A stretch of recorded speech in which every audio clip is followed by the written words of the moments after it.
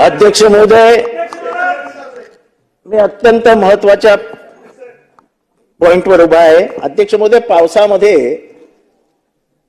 एक साधारण 2 लाख विद्यार्थ्यांचं प्रतिनिधित्व करणारं एक मंडळ उपोषणाला बसलं आहे बेमुदत. अध्यक्ष महोदय, ज्या काही पोलिसांची भरती चालू आहे त्याच्यामध्ये मागचे 2 वर्ष कोविडची 2 वर्ष भरती न झाल्यामुळे काही पोरांचं वय त्याच्यामुळे वरती गेलेलं आहे.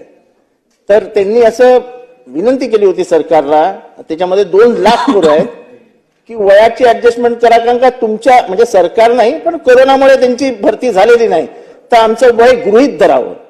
आम्ही एवढे वर्ष तिथे प्रॅक्टिस केली, आम्हाला गृहीत धरून आम्हाला परीक्षा बसला बसू द्यावं.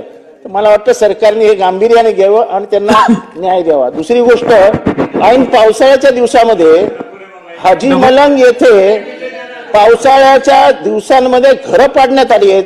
खरं नियमानुसार आणि कायद्यानुसार पावसाळ्यात घरं पाडता येत नाहीत.